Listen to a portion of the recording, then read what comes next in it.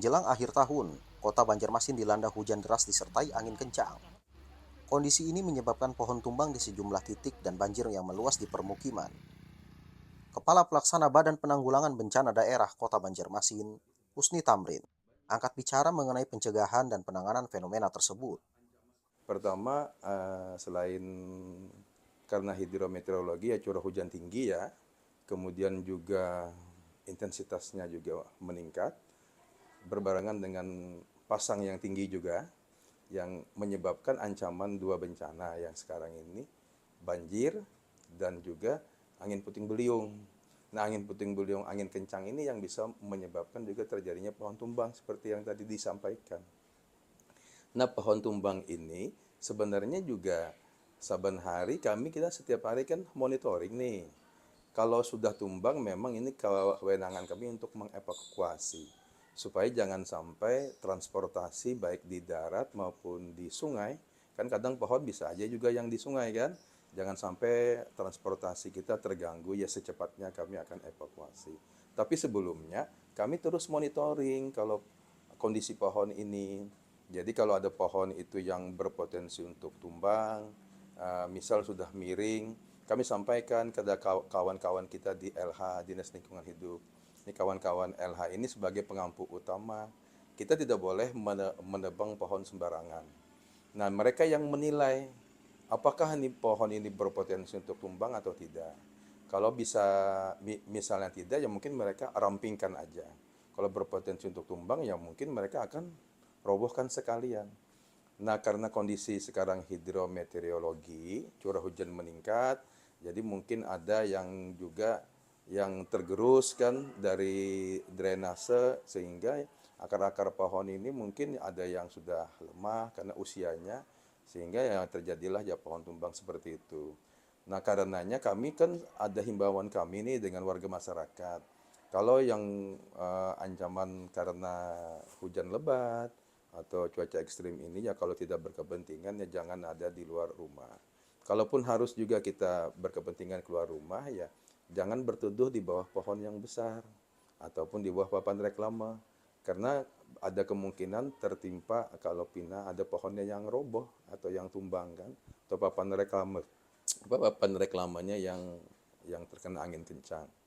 Nah, karenanya berhati-hati, kewaspadaan ditingkatkan itu ya. Dan yang pasti kalau memang ada pohon yang tumbang seperti itu, kami akan cepat untuk mengevakuasinya. Nanti kita kesampingkan potongan pohonnya, nanti kawan-kawan LH yang membawanya ke tempat pembuangan akhir. Tapi kami tidak sendiri. Biasanya kalau terjadi insiden seperti itu, kawan-kawan LH juga turun seperti kemarin kan di Drama Praja. Dan juga yang dari PLN, Telkom, karena ada kemungkinan juga kabel-kabel mereka juga terdampak sehingga semua saling bahu-membahu berkolaborasi untuk cepat mengatasi itu. Bulan November, Desember ini curah hujan meningkat, intensitasnya meningkat. Ketinggian air juga biasanya pada puncaknya. Nah, ini kan patut kita waspadai. Karena ini kan sudah terbiasa, ya sering terjadi. Sebenarnya kita bisa atasi ini. Asal kita disiplin. Ya, sebelumnya kan kita sudah kirimkan surat edaran nih, surat edaran wali kota yang menghimbau seluruh warga masyarakat, baik dari kecamatan, kelurahan, RT RW, dan juga dunia usaha seluruhnya kantor, supaya bergotong royong memperhatikan lingkungan sekitarnya. Kita pastikan drainase gorong-gorong kita itu saluran airnya lancar ke sungai kecil dan sungai besar, jangan dibiarkan tersumbat. Kalau ada kotoran ya sampah jangan dibuang sembarangan. Biasanya sampah plastik apalagi itu, nah itu kita urai, kita pastikan semuanya lancar agar arus air cepat. Begitu hujan lebat ataupun air pasang, turunnya juga cepat, tidak tersumbat. Nah, juga di bawah-bawah rumah kita, di bawah kolong kita dibersihkan. Nah, ini juga apa yang banyak sampah biasanya yang berhamburan. Jangan lagi buang sampah sembarangan ya, khususnya sampah-sampah plastik. Nah, ini juga dihimbau dengan surat edaran wali kota agar kita bisa mandiri menyiapkan ini semua.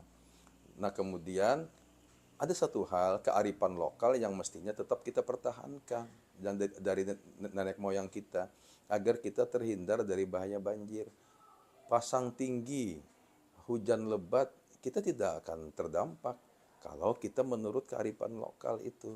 Apa itu kearifan lokalnya? Yang sekarang dilupakan oleh masyarakat kita. Rumah kita, jarang lagi rumah panggung. Rumah kita kan rumahnya hampir diuruk semua. Kalau lihat rumah adat Banjar kan panggung. Perda kita sudah mengintervensi pemerintah kota, perda izin mendirikan bangunan. Sekarang kan PBG, persetujuan bangun gedung. Bentuk rumah kan harus panggung. 70%, hanya 30% boleh diuruk untuk halaman. Nah, colong ini kita taati bersama. Pemerintahnya juga harus tegas. Bila memang izinnya tidak sesuai dicabut atau tidak diizinkan, masyarakatnya juga harus disiplin sesuai dengan izin. Kalau izinnya panggung, ya panggung. Kita jarang kan melihat lagi. Begitu kita hujan, begitu kita air pasang, akhirnya masuk ke rumah. Kalau dulu kan aman aja orang. Nah ini kemudian juga jangan lagi kita membangun perumahan di bantaran sungai, apalagi menutupi sungai. Kita ini kota 1000 sungai, tapi sungainya juga hampir tidak terlihat lagi. Sungai aktif tinggal 290. Makanya program ke depan itu jadi program utama pemerintah kota juga, walaupun bertahap, tetap dilaksanakan ya program revitalisasi dan normalisasi sungai dan drainase. Ini inti nih, karena sungai ini harus kita lestarikan. Karena salah satu fungsi sungai di Kota Banjarmasin ini, selain fungsi transportasi dan fungsi pariwisata, juga sebagai pengendali banjir. Kalau sungainya tidak ada, tidak dilestarikan, tidak ada lagi nanti daya tampung air terhadap banjir. Nah ini yang perlu diperhatikan. Kalau kita disiplin semua ini dilakukan, jangankan banjir, rob pun bisa kita atasi gitu. Nah itu kira-kira.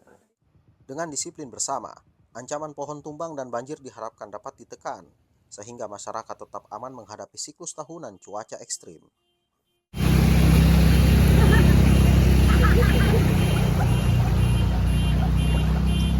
Download Tribun X sekarang, menghadirkan lokal menjadi Indonesia.